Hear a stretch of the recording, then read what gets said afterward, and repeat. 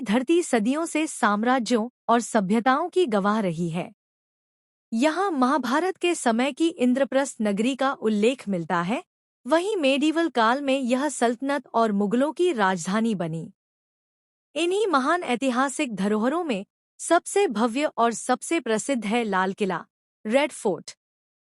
लाल किले का निर्माण केवल एक महल या किला बनाने का प्रयास नहीं था, बल्कि यह उस दौर में मुगल साम्राज्य की शक्ति, कला और संस्कृति का प्रतीक था। शाहजहां, जिसने ताजमहल जैसा अद्भुत स्मारक बनवाया था, उसने जब आगरा से दिल्ली अपनी राजधानी शिफ्ट करने का निर्णय लिया, तो उसने एक ऐसे किले का सपना देखा जो उसके साम्राज्य की भव्यता और उसकी शक्ति को अमर कर दे। लाल किले को 2007 में यूनेस्को विश्व धरोहर स्थल घोषित किया गया। आज यह केवल एक ऐतिहासिक स्मारक ही नहीं, बल्कि भारतीय गणराज्य की पहचान है, क्योंकि हर साल 15 अगस्त को प्रधानमंत्री यहां से राष्ट्र को संबोधित करते हैं और तिरंगा फहराते हैं। 17वीं सदी के आरंभ तक मुगल साम्राज्य का केंद्र आगरा था। शाहजहां के पूर्वज अकबर और जहांगीर ने भी आगरा को ही मुख्य राजधानी बनाए रखा। लेकिन शाहजहां वास्तुकला और नगरीय योजना में गहरी रुचि रखता था। उसे एक ऐसी नई राजधानी चाहिए थी जो साम्राज्य के वैभव और शक्ति को दर्शाए। 1638 में शाहजहां ने अपनी नई राजधानी शाहजहानाबाद की नींव रखी। यह वही क्षेत्र है जो आज पुरानी दिल्ली के नाम से जाना जाता है। इस नई राजधानी का केंद्र था लाल किला। कहा जाता है कि इस किले के निर्माण में उस समय के बेहतरीन कारीगर, शिल्पकार और इंजीनियर जुटाए गए। हजारों मजदूरों और कलाकारों ने करीब 10 वर्षों तक अथक मेहनत की। अंततः 1648 में यह भव्य किला पूरा हुआ। निर्माण में लाल बलुआ पत्थर का अधिक प्रयोग हुआ, जिस कारण इसे लाल किला नाम मिला। भीतर के महलों और कक्षों में संगमरमर, नक्काशी और सोने चांदी का भरपूर उपयोग किया गया। लाल किले की लंबाई चौड़ाई और उसकी बनावट वाकई अद्भुत है। यह किला लगभग 2.4 किलोमीटर क्षेत्र में फैला है। दीवारों की ऊंचाई कुछ स्थानों पर 33 मीटर तक है। किले की दीवारें और दरवाजे मजबूत लाल पत्थरों से बने हैं, जो दुश्मनों के हमले को रोकने के लिए बनाए गए थे। एक लाहौरी गेट मुख्य द्वार, जहां से आज भी स्वतंत्रता दिवस का समारोह होता है। 2 दिल्ली गेट दूसरा मुख्य प्रवेश द्वार। 3 चांदनी चौक की ओर मुख वाला बाजार, मीना बाजार, शाही खरीदारी और उत्सव का केंद्र। 4 दीवान-ए-आम, यहाँ आम जनता और दरबारियों से मुलाकात होती थी। 5 दीवान-ए-खास, शाही दरबार, जहाँ सोने चांदी जड़े हुए तख्त, मयूर सिंहासन पर बादशाह बैठता था। 6 रंग महल, रानियों का निवास, झरनों और रंगीन झरोखों से सजा। 7 मोती मस्जिद, शाहजहां की व्यक्तिगत इबादतगाह। 8 हयात बख्श बाग, खूबसूरत बाग, जिसमें फव्वारे और जलमार्ग बने थे। यह किला मुगल कला और फारसी स्थापत्य का अनोखा संगम है।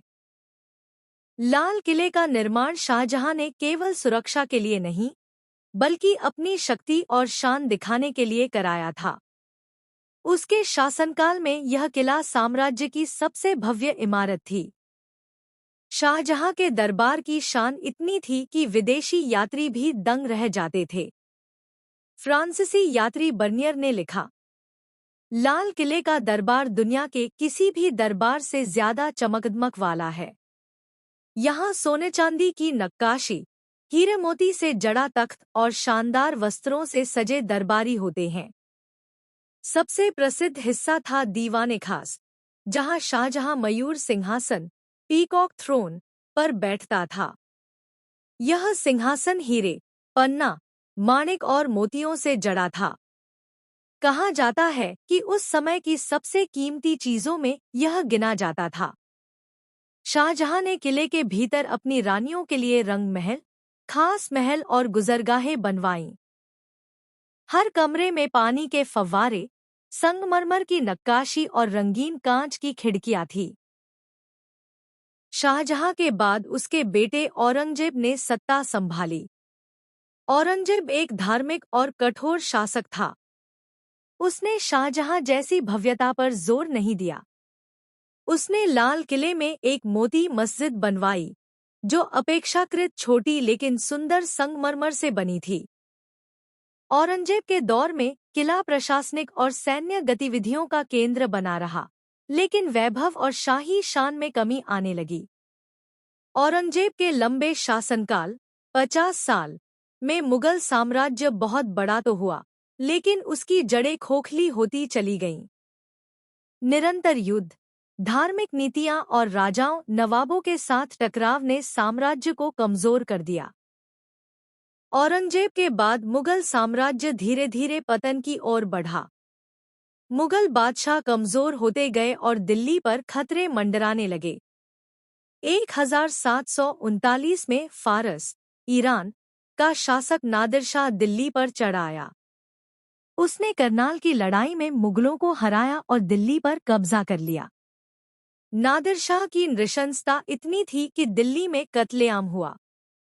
हजारों लोग मारे गए और शहर लूट लिया गया। सबसे बड़ी चोट थी मयूर सिंहासन, पीकॉक थ्रोन और कोहिनूर हीरा नादिर शाह अपने साथ ले गया। इस लूट के बाद लाल किला अपनी चमक खो बैठा। शाही खजाना खाली हो गया और मुगल साम्राज्य की प्रतिष्ठा ध्वस्त हो गई।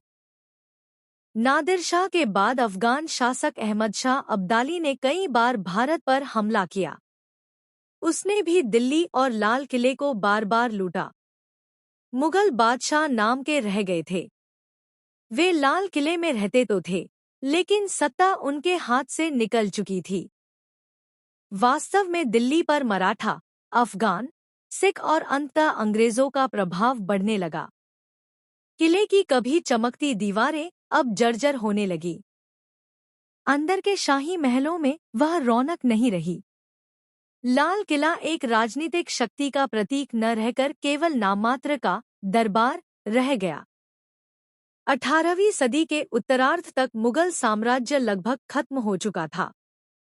लाल किला अब केवल नाम का दरबार बनकर रह गया था। दिल्ली के बादशाहों के पास असली ताकत नहीं रही। 1757 में मराठाओं ने दिल्ली पर कब्जा किया। बाद में अफगानों और सिखों का भी असर रहा। अंततः 1803 में अंग्रेजों, ईस्ट इंडिया कंपनी ने दिल्ली जीत लिया। अब लाल किला मुगल बादशाहों का निवास तो बना रहा, लेकिन असली ताकत अंग्रेजों के हाथ में थी। बादशाह बहादुर शाह जफर केवल औपचारिक शासक रह गए। 1857 में भारत की पहली आज़ादी की लड़ाई छिड़ी। इस विद्रोह में लाल किला एक प्रतीक बन गया। बागियों ने बहादुर शाह जफर को भारत का सम्राट घोषित किया। लाल किले की प्राचीरों से स्वतंत्रता का उद्घोष हुआ, लेकिन अंग्रेजों ने विद्रोह को दबा दिया।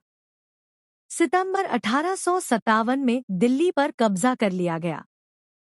परिणाम: बहादुर शाह जफर को गिरफ्तार कर रंगून, बर्मा निर्वासित कर दिया गया। लाल किले के कई हिस्से अंग्रेजों ने तोड़ दिए। शाही महलों को सैनिक छावनी और दफ्तर में बदल दिया गया। बागों और फव्वारों को उजाड़ दिया गया। कभी भव्य किला अब अंग्रेजी शासन की कैद में आ गया। 20वीं सदी में लाल किला फिर से आज़ादी की लड़ाई का केंद्र बना। 1945-46 में जब नेताजी सुभाष चंद्र बोस की आज़ाद हिंद फौज ईना के अधिकारियों को अंग्रेजों ने गिरफ्तार किया, तो उनका मुकदमा लाल किले में चलाया गया।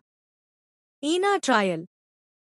3 प्रमुख अधिकारी कर्नल प्रेम कुमार सहगल, कैप्टन शाहनवाज खान और कर्नल गुरबख्श सिंह ढिल्लों पर मुकदमा चला। इन ट्रायल्स ने पूरे देश में आज़ादी की लहर तेज कर दी। लाल किला आज़ादी की पुकार का प्रतीक बन गया। 15 अगस्त 1947 यह तारीख भारतीय इतिहास का स्वर्णिम दिन है। यही वह दिन था जब पंडित जवाहरलाल नेहरू ने लाल किले की प्राचीर से तिरंगा फहराया और ऐतिहासिक भाषण दिया। लंबे समय से हमने यह क्षण देखा है। अब हमारी आज़ादी का उदय हुआ है। तब से हर साल 15 अगस्त को प्रधानमंत्री लाल किले पर तिरंगा फहराते हैं और राष्ट्र को संबोधित करते हैं। लाल किला आज़ाद भारत की राष्ट्रीय अस्मिता का प्रतीक बन चुका है। स्वतंत्रता मिलने के बाद लाल किले की स्थिति बहुत खराब थी।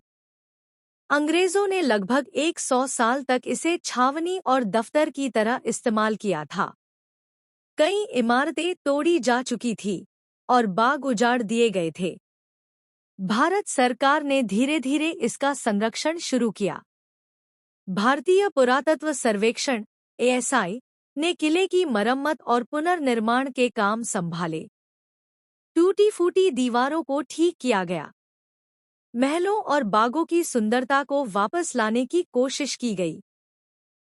2007 में यूनेस्को ने लाल किले को वर्ल्ड हेरिटेज साइट घोषित किया। इससे इसे वैश्विक पहचान मिली और संरक्षण के लिए अंतर्राष्ट्रीय सहायता भी मिलने लगी। आज लाल किला न केवल एक ऐतिहासिक स्मारक है, बल्कि यह दिल्ली का प्रमुख पर्यटन स्थल भी है।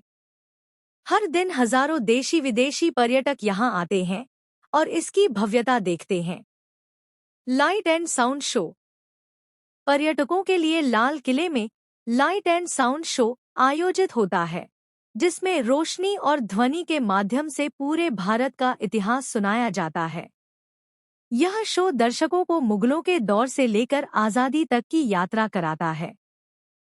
लाल किले की कहानी केवल इन पत्थरों की कहानी नहीं है, बल्कि यह भारत के उत्थान पतन और संघर्ष की दास्तान है। यह शाहजहां के वैभव और स्थापत्य कला का प्रतीक है। यह औरंगजेब की नीतियों और मुगल साम्राज्य की कमजोरी का गवाह है। यह नादिर शाह और अब्दाली की लूट और तबाही का साक्षी है। यह अंग्रेजों की गुलामी और 1857 की वीरता का प्रतीक है। यह ईना ट्रायल और आज़ादी की लड़ाई की ज्वाला का केंद्र है।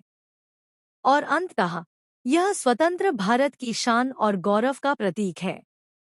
आज जब भी हम 15 अगस्त को लाल किले की प्राचीर से तिरंगा लहराता देखते हैं, तो हमें याद आता है कि यह केवल एक इमारत नहीं, बल्कि भारत की आत्मा है।